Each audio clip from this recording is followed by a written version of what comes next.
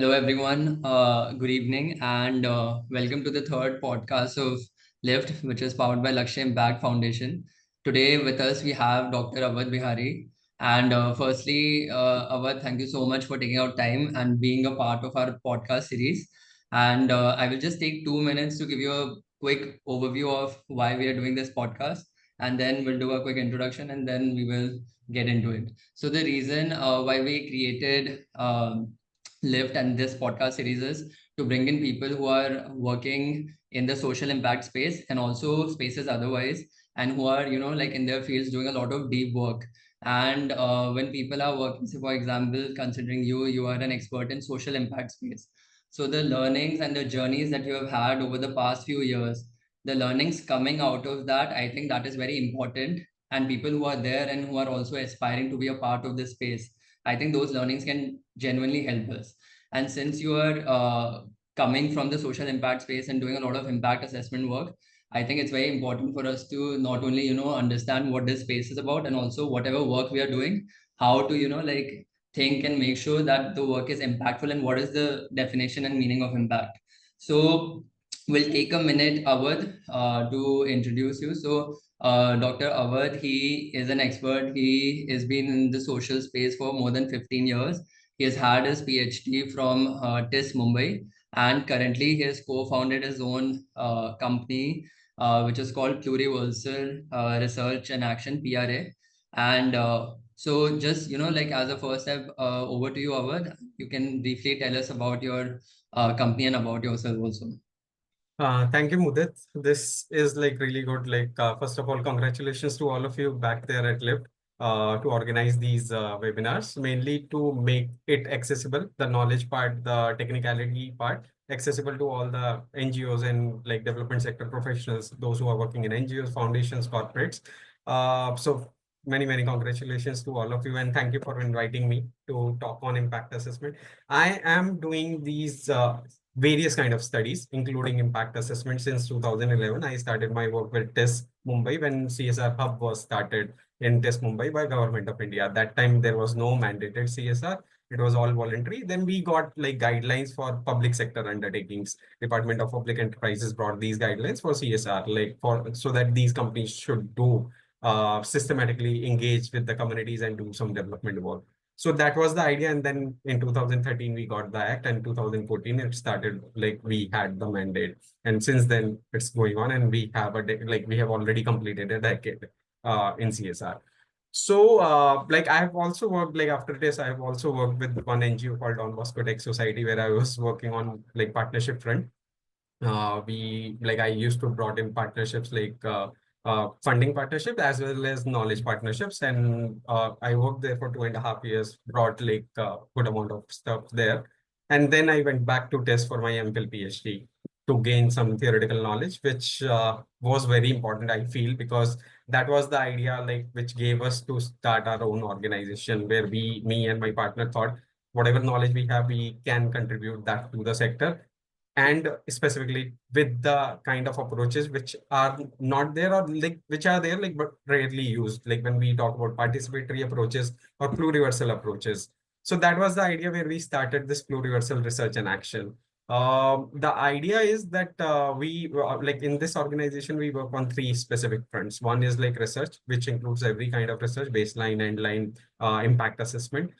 Second is where we work with grassroots organizations or any organization working with specific causes like women, Dalit, minorities. We work with them to strengthen their capacities, to strengthen their systems so that they can do impactful work. They are doing impactful work. Not like they need these systems to do impactful, but they can tell their impact better when they have these systems. They can gauge their impact better. They can track those indicators better. They are doing all those things. You talk to them and they are doing like amazing work. These organizations, they are very small. They are working at grassroots, doing some like marvelous work, but they need some systems, and that's what we are trying to do. The idea to work with these grassroots is like many consultants are unaffordable for them. They cannot afford because they do not have that kind of funding. And we want to work with them. Whether they have funds, they do not have funds, they have minimal funds, we want to work with them. And that's what we are doing. We have just started like 2 years back, and we have already started engaging with these organizations. Third, we do capacity building, like say with your organization, with Nikhil sir, and with other organizations. I take some sessions of like on impact assessment, like we do for CAs also, we do for NGO professionals also. So that's what we do, like capacity building and other things. Apart from that, we have also worked with like say government agencies and other things as consultants in higher education and other stuff. So all those things are going on. That's what we are doing in this. No, I think thank you for sharing, and thank you for sharing about your background and also about the organization you have set up. It's very good to know that you're working with people who, as you mentioned, that some people are there in the society who may not be able to afford those services, but you're Mhm. actually going there and are being a part of it. So coming to the first question, Avadh, so a lot of the work that you're doing in your organization, that's around impact assessment in the social space. So why is impact assessment necessary, say, for social impact projects, and then coming to CSR projects? Okay. Okay, so I'll start with like what I did in my PhD. So my PhD was on CSR. I took the case of CSR in India, and my major area of work was community engagement. So I used a post-development theoretical model. So this model like actually rejects the idea of current development model, which we have used, like which says development will happen in this way only. Like that is European American model, which is going on. Like we are still using that. There is a way of doing development, and this is the only way of doing development, and let's do it. So that discards the whole idea of various voices which we have when we do a project. So we have to start thinking from that beginning. So when we are talking, like to understand impact, we have to think about a project. Like let's take an example of a project. We do needs assessment. Like when we start thinking about doing something, we do needs assessment. Whether it's corporate or NGO, they are entering a territory, they do needs assessment, that what is happening. Then we go like when we start like get some needs, we do baseline survey. That's the first step of baseline survey, where we are creating, okay, if we want to work on health and nutrition or any other skill development, what is the baseline situation where we are entering into. And then we have various evaluations, midterm evaluation, monitoring, and other parts. And then we have endline evaluation, and then we close the project with that endline. Then comes impact assessment. And now what is that impact assessment? When we are talking about impact assessment, like why this is crucial, because it helps companies and many other stakeholders like NGOs, government, say communities, all of them, they get to know what is happening with the project. So it's not about like what basic changes or what we thought of achieving, like when we started the project, that we have achieved or not. No, we are going one step further.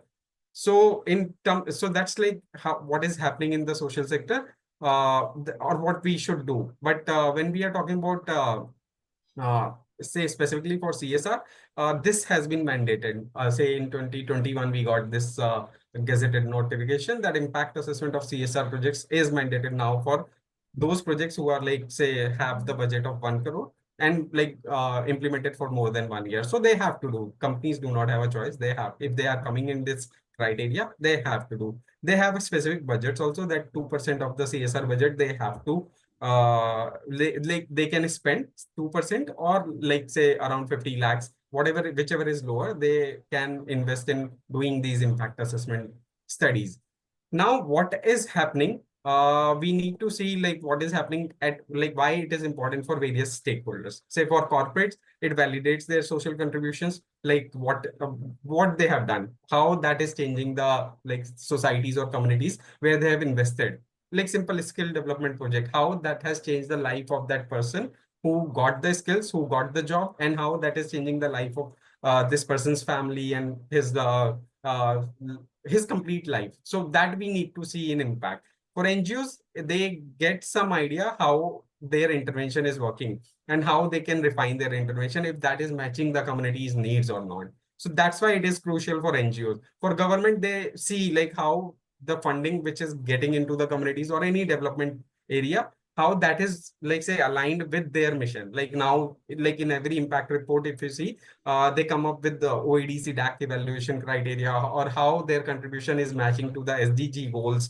if they are contributing, like if corporates are contributing in anything in SDGs. So that happens, and communities get to know, like if we are going back to communities showing what impact we have made, they get to know how sustainable the interventions are. And they also get, like, because of these impact assessment exercises, they do not get just one time project, they get multiple years project. And long-term project is the key of these CSR projects. That should be there, then only you can see the impact. If we are going short term, then we cannot.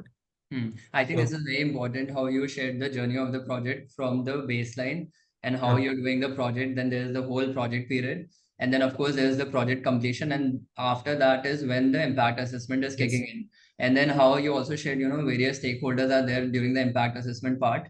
That is correct. also very important because those impact assessments that you're doing is also informing all these stakeholders as to what this project created impact and how did it create impact on the ground. So I think that Correct. information is very critical, and you're coming in as someone who is an outsider, right? Like who is Correct. impacting the project, not the person. You are not implementing the project. You're Oh, coming as an yes. external. So what do you think? Is it very important for someone who is coming in and evaluating the project during impact assessment that they are an external party? Do you think that plays an important role?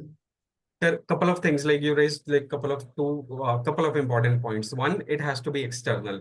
That is written in the law also, like in the regulations also. It has to be third party, and by practice also it has to be third party. It cannot be like somebody like from internally from organization can do it.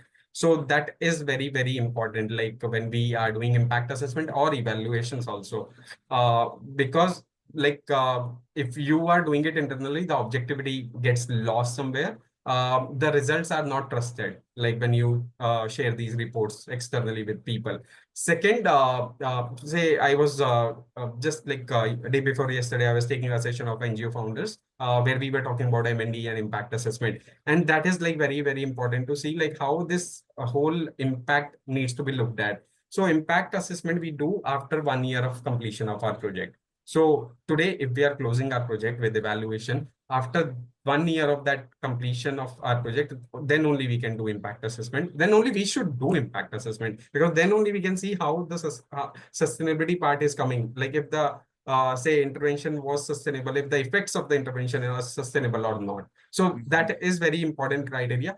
Third, when we are talking about people, they're not just data givers for us. They are the part of the project. They are the stakeholders of the project. That's why we need to change our language. We call them beneficiaries. They are not just beneficiaries of our project.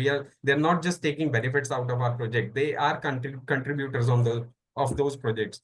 So if they will not contribute, if they will not come for those meetings and other things, like our projects will not get successful. So that's why we need to see all these aspects when we are doing impact assessment, and it makes it like important.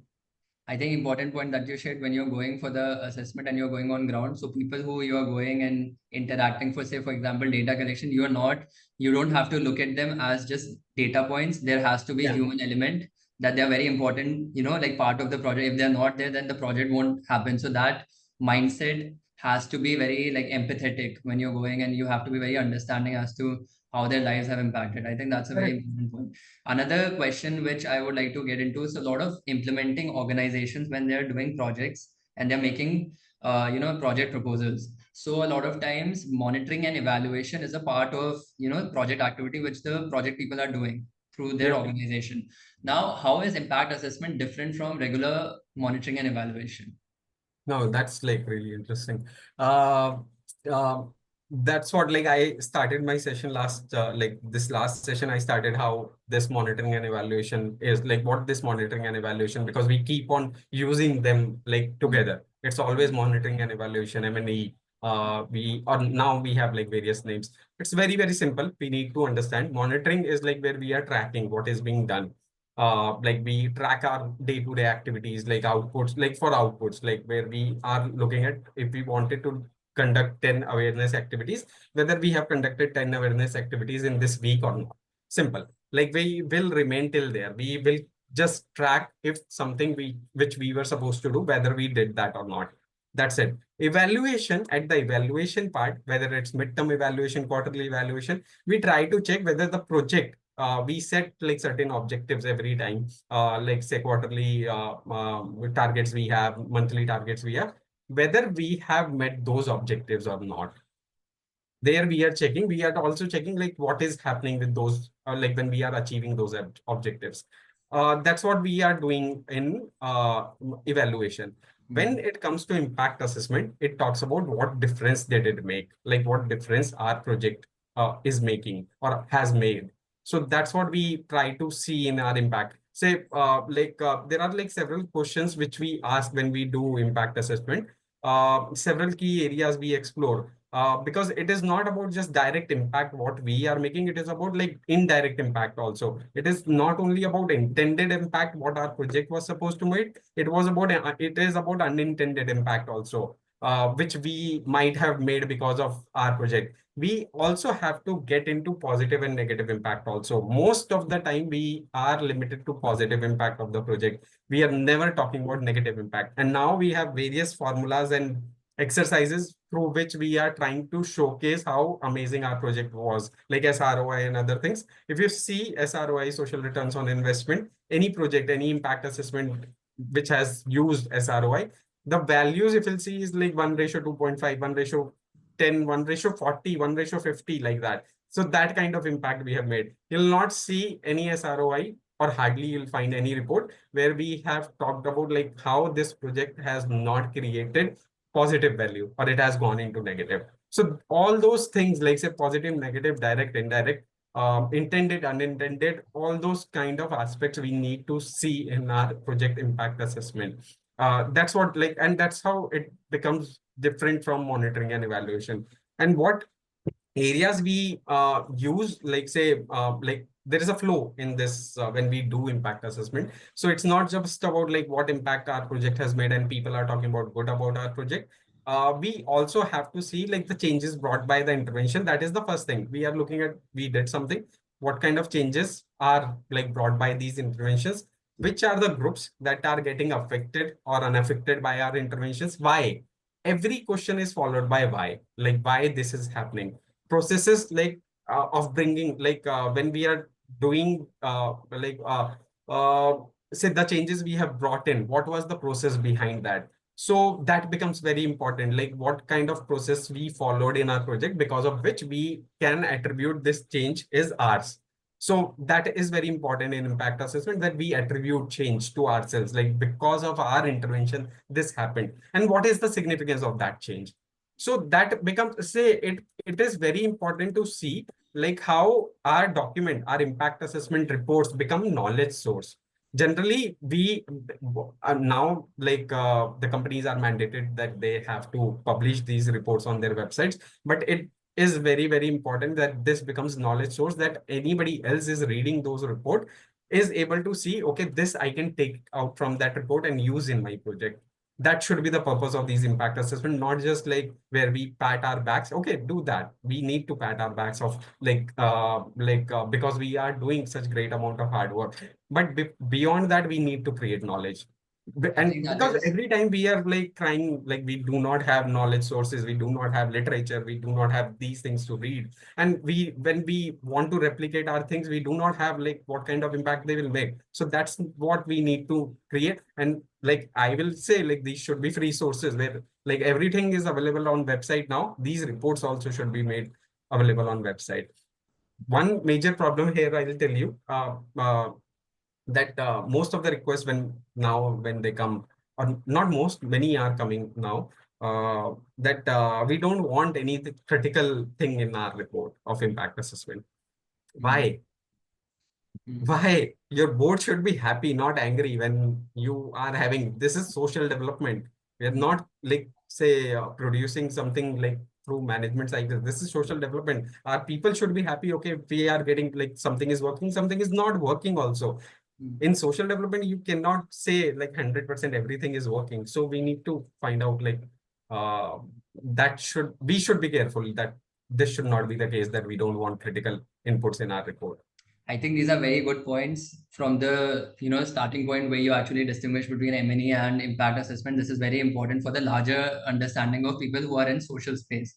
A lot Sure. of times people can also think of, M&E as like something where they're trying to measure the impact of the project, but that is not feasible because you're already part of the project team. So the way Yeah. you have, I think, shared is very, very crisp and very easy to understand. Then the next thing that you have spoken about is some methodologies regarding the impact assessment, where you spoke about SROI and the ways you are interacting with the beneficiaries, things like that, and how attributes of project is very important, keeping in mind what changes the projects are making in the beneficiary community, what role did the intervention play. And one very important point that you have made is that through the impact assessment, we have to create value of knowledge share for people who are there in the social space, that can be replicated and referred also. It's not that, like you have just done this, it's a document and then it's over, then no one is looking at that document again.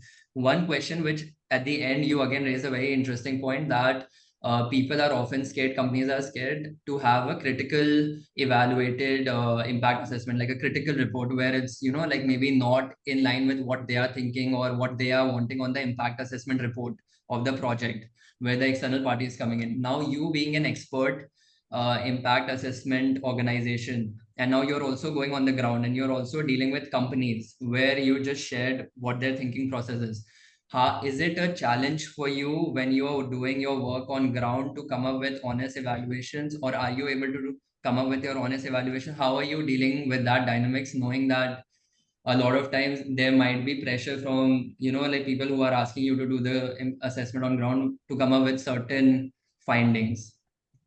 Okay, yeah, so that is a challenge. That is obviously a challenge, like when we hear these kind of requests, because that's like how many projects you will say no to. Hmm. But my idea has always been is like critical is like, or critical is always not negative. It is like where like you are enhancing your work. Okay, it has to be like the feedback has to go constructively where they learn how they can improve their work. So that is like one idea, like how you can work with like various partners, whether it's NGOs or corporates, because NGOs also like they have a threat of losing funding if their projects like reports are critical. So you need to tell them how you have to make say some changes in your projects to replicate it further. But there is an issue why that is happening, why everybody is coming with that kind of request that this should not be critical or we should not get some negative findings, because we are not preparing for these impact. Like M&D impact, everything has to be prepared when we are preparing like our project. Obviously, there will be some changes, some minor changes, and then we like make those changes when we are coming at those exercises. But we are not putting resources for these things. You see, like your budget, you work like you have like a big organization where doing amazing amount of work. The kind of M&D funds you have, it's not even like many NGOs struggle to get or to keep 5% of their total budget for M&D. You need more than that when you want impact of your project. You cannot like always argue that, okay, we'll just develop infrastructure, we'll just want every single penny has to go to the community.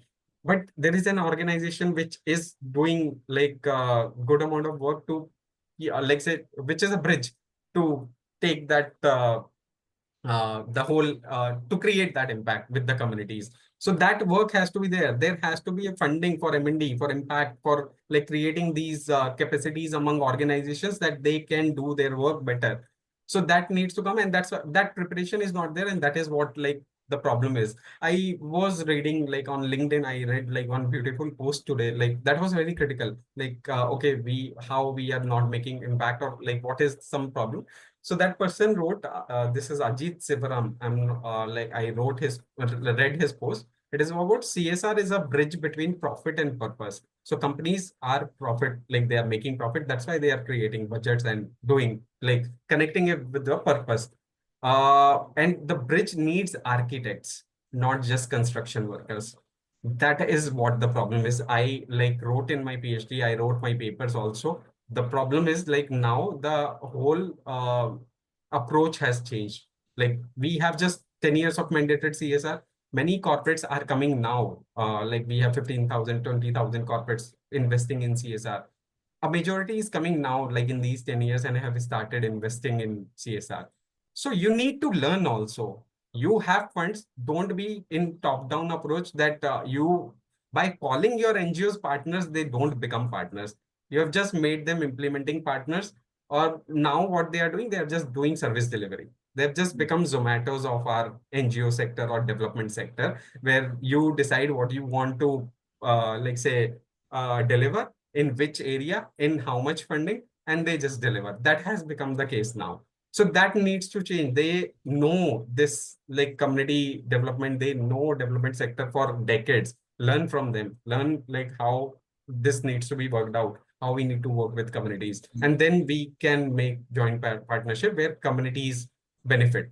So that's what we need to do. In terms of methodologies, no, your question was on this like the challenges. We need to navigate those Yeah. challenges by clearly telling them, okay, we will be working, we cannot say remove any findings which are coming from people, those are Mm. critical. You need to find out how we'll take them. That's like very, very clear in our work. I think that's great. That's very important to have the honest feedback from the ground and then incorporating. And then, of course, one important point you said, always feedback is not negative. It doesn't mean it's negative. It can be a way to further enhance the reports. So I think some very important points also shared in that point. Coming to the point of methodology, now you are a very technical expert and you're doing you are going on ground. Maybe you're not part of the implementation of the project, but you're going there as the impact assessment team and evaluators of the project. Now, when you're going, so in your head, you see the project, you read about the project. What is the most common method that you use for conducting impact assessments in CSR, and what do you think is more suitable? And when you actually get on ground, do you change your tactics? You have to do some adjustments, or how does it work? Okay, so as I said, like most of the time, what is like there are two main factors that design your methodology.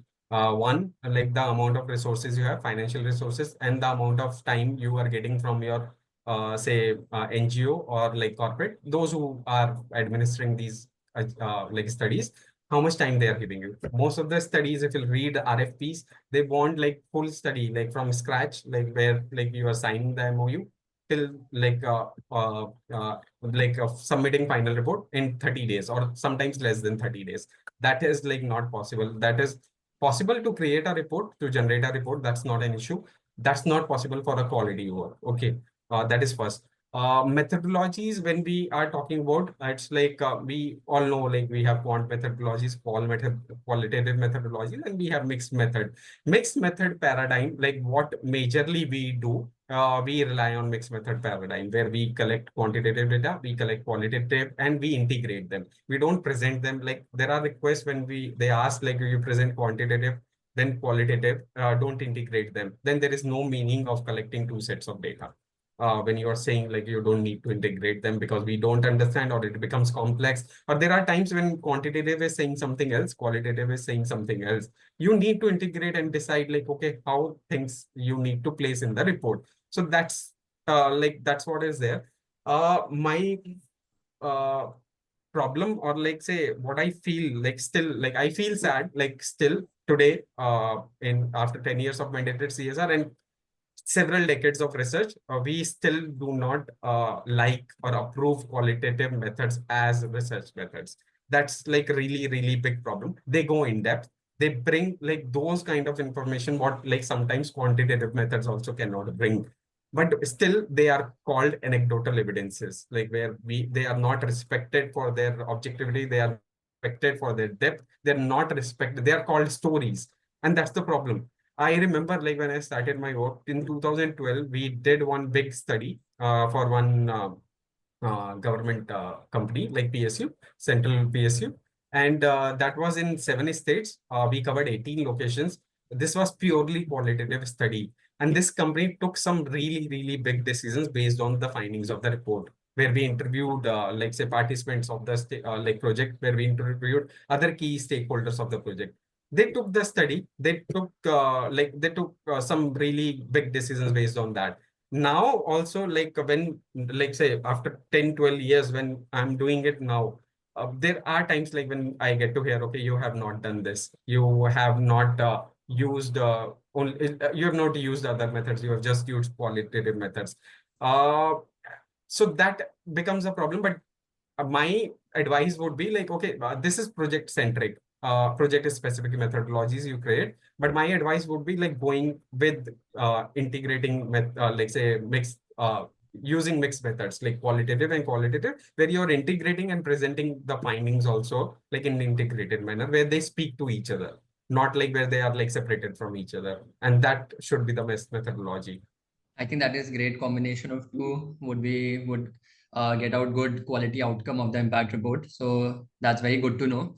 Now, coming to Also, yeah. like one more point, like say, like how do you see the depth, like when Mm. we talk about impact, like how do we go beyond those just outputs or outcomes, like what we are achieving in our project, where we are like when we are like say doing our monitoring and evaluation studies. So I'll just give you one example. Let's see how it fits. This is just coming in my mind. When I was doing my PhD fieldwork, I was in Haryana. So there is this one big organization. They implement their projects like various village development projects. So one project there, they have like these various committees, like village development committees. Now we have village management committees, village project committees, and so many committees. So in this village development committee, the rule is now that they have to have like some out of 25 members, five have like five should be women, 5 or 10 should be women. So I said, okay, that's like really interesting how these women who are like still wearing like dupatta and ये कैसे अभी काम कर रही हैं, और वहां पे like because पूरा patriarchal culture था कि कोई बड़ा है तो बोलना भी नहीं है उसके सामने, कोई आदमी बड़ा है तो, and all that. Because when I before this whole group meeting I interviewed some women, and then when I asked like who is taking the decision, क्योंकि वो interventions उन्हीं के नाम पे दिए जा रहे थे कि हम औरतों को देंगे, ऐसे करेंगे, और वो दुपट्टा लेके बैठी हैं, not like I am not like labelling anything, but वो कह रही हैं कि नहीं वो हमारा जेठ है या ससुर है, अब उनके सामने कैसे बोलेंगे, वो लोग जो बताते हैं हम लोग वो करते हैं, ठीक है। So this became very interesting कि फिर मीटिंग में क्या हो रहा है, अगर ये नहीं बोल रहे हैं तो फिर वो विलेज डेवलपमेंट कमेटी में क्या हो रहा है। So I went to village development committee meeting once, they asked me okay आप भी चलिए, I said okay. So uh, was there. We all introduced. Initially, it was like all NGO staff was there. Then 25 these people were there who are the part of village development committee. We were sitting in a circle. So okay, everybody has representation. Everybody can speak. Separately, मतलब like आदमी अलग हैं, औरतें एक साथ बैठी हैं, आदमी एक साथ बैठे हैं, बट एक सर्कल में हम सब बैठे हैं जमीन पे। स्कूल में हो रहा है ये तो कॉमन प्लेस है, ठीक है, बहुत अच्छी बात है। देन सबने कुछ कुछ बताया, अपना नाम वाम बताया, बातें करी, कुछ एक आइस ब्रेकिंग एक्सरसाइज हुआ, ओके चल रहा है, still we are in circle. Then this NGO staff stands up and says, okay, now we have to talk about like we have these four like say assets which we need to give in the village now, and like as we have decided that village development committee will decide who will get these assets. अच्छी बात है, village people are at least deciding who will get. They have already decided, NGO has already decided what assets will give. Village development committee is getting us say कि भाई कौन ये decide करेगा, ठीक है। अब जैसे ही वो एनजीओ स्टाफ खड़ा हुआ और जैसे ही ये बात हुई कि अब ये हमें डिसाइड करना है, this circle becomes a rectangle and all men are in front and all women are at the back, and they are not even like they are like at that back that they're not even able to hear like what is happening like in front। और 15 minute में वो सब decide हुआ, सब लोग उठ के चले गए, और इन औरतों को पता भी नहीं चला कि किसको क्या मिलेगा। This is what needs to come in impact assessment, because with village development committee and representation of women, you are showing that we are empowering women also with our project intervention. Like this is not just where we are giving assets, we are empowering women also. So this needs to come in your report, in your impact assessment report, how they are empowering women, or how this whole setup of village development committee is empowering women, I and think that yeah. becomes the impact। नहीं नहीं, ये बहुत अच्छे से, this is very beautifully shared and this case study, I think it's very important because this is just making me also reflect for the first time that a lot of times when you are actually talking about strengthening communities at a very local and rural level, and उसके पीछे अगर if there's a group of people who you are strengthening and उसमें if the formation is as you shared, for example for this committee, तो उसमें भी अगर background में कुछ match fixing if is done. And for example, these people know, okay, we are putting this amount of, percentage of so and so people from the community, but eventually it's us only who will be deciding. They are still part of the committee, but decision we will be only taking, and they know that back of their head.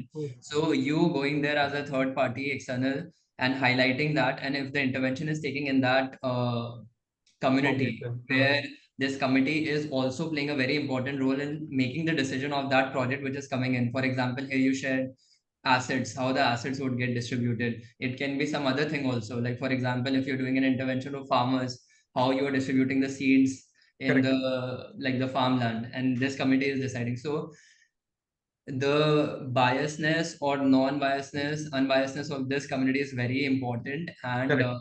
that getting captured by you would be very important, I think. And for that, you will have to be very, I think, alert and sharp when you're going as an impact evaluator, because you have to catch all of this, right? Like, how do you Yes, do yes. that? Yeah. That's what, like, we need to Mm, go beyond those output and outcomes mm, thing कि भाई यही नहीं है. There are several mm, other things which you cannot just find out with numbers or like mm, from their files. These are like actual happenings, like, and by seeing, and you have to be conscious about all these aspects, because it's not like, say, you use the word match fixing. I will not use that, because most of the time these are our practices. mm, We just ignore, like, say, this like expert driven development model. This model is disconnected development, where we when we are disregarding or discarding communities from our interventions or from their, like, we discard them that they do not have any knowledge, they're not educated, they're not wealthy, they are not this and that. We discard, okay, what knowledge they, इनको क्या पता होगा, अनपढ़ हैं तो इनको क्या पता होगा.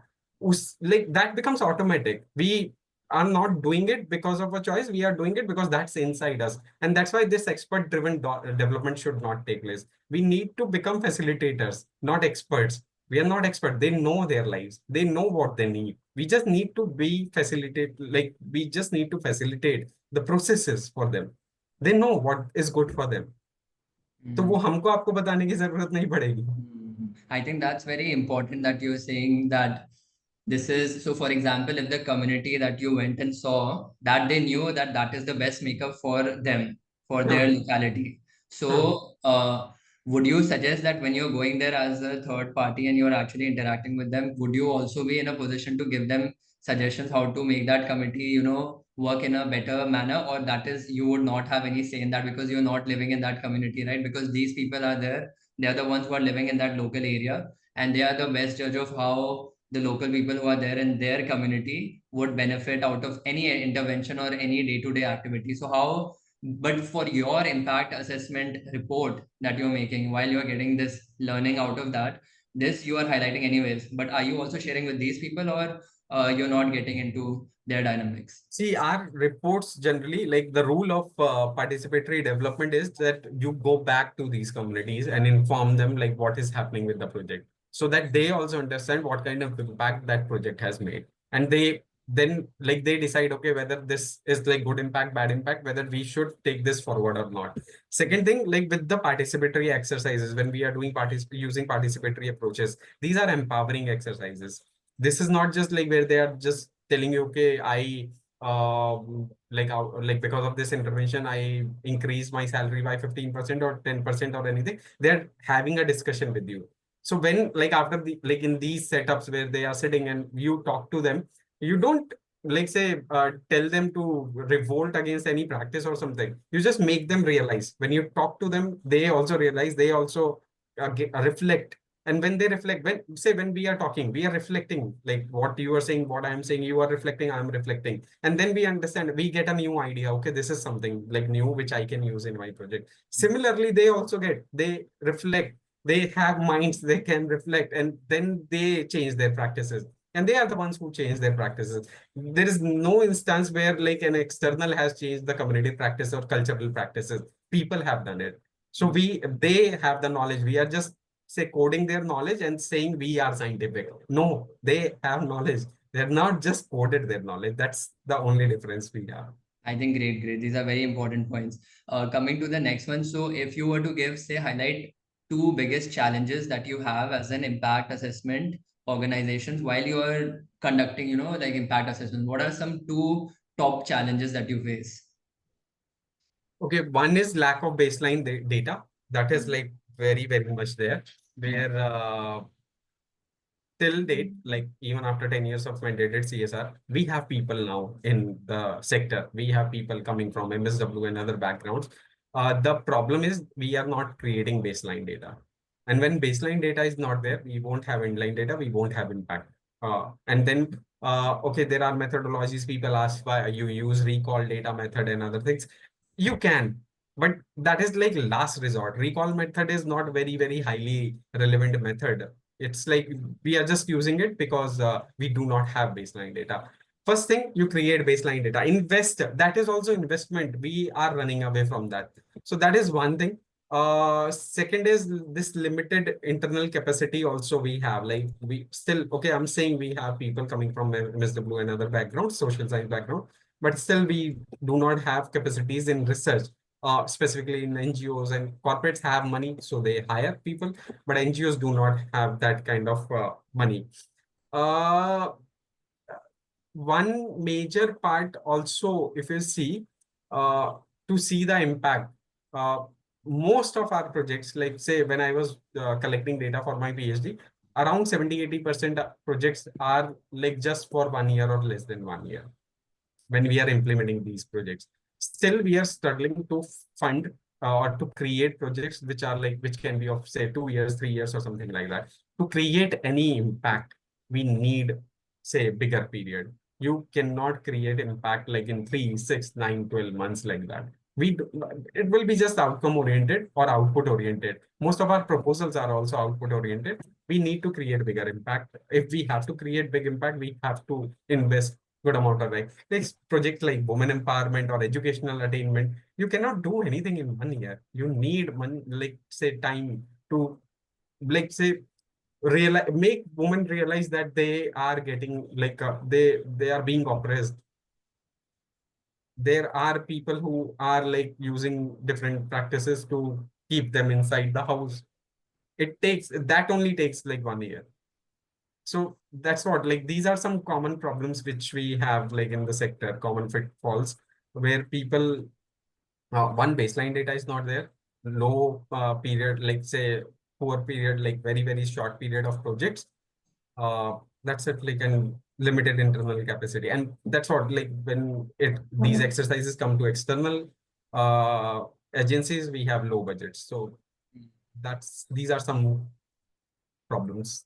Got it. These are very important points. Coming to the last question and just summarizing the entire interaction that we have had, how can CSR projects use the impact assessments that we are creating to, for example, for strategic advantage, not only just as a report, as a compliance exercise, can these reports actually benefit the corporate also? And of course, like we mentioned earlier during our talk, that how it can play an important role in for different stakeholders. But what is the strategic advantage that an impact assessment report can bring in? Okay, so this is like I wrote in my papers also in my journal articles that most of the time I'm writing like another paper, and in that also I was looking at my data, and most of the time like we are like running behind compliance. And now we are saying, okay, after 10 years, we should go for strategic CSR and all. But strategic CSR is also one way of like getting benefits back to the corporates. We don't need to think about it. We have to like this 2% is just for community development. Do that. No, why you need like branding and other stuff like from this money? You will automatically get branding when you are doing great stuff. You don't need to work on that like or focus on that, or like you have to go beyond compliance. So that is like one major thing. Impact assessment reports, when they come and when they are like authentic, when they are like done like with good amount of rigor, they like shape future innovations or future research projects or sorry, future development projects for your organization, for corporates, for NGOs, both. Because they can showcase, okay, this is the kind of impact we have made. This is the kind of talks people are having about our projects. So you get a clear idea, okay, we should go ahead with this kind of projects. They identify also like various gaps and what can be done with those gaps. Because when you are going for impact assessment, you just don't ask, okay, what was the problem? You ask, okay, what could have been done better? So they only give you like ideas that what we would have taken like a different route or something like that. What one major point, good, I remember this.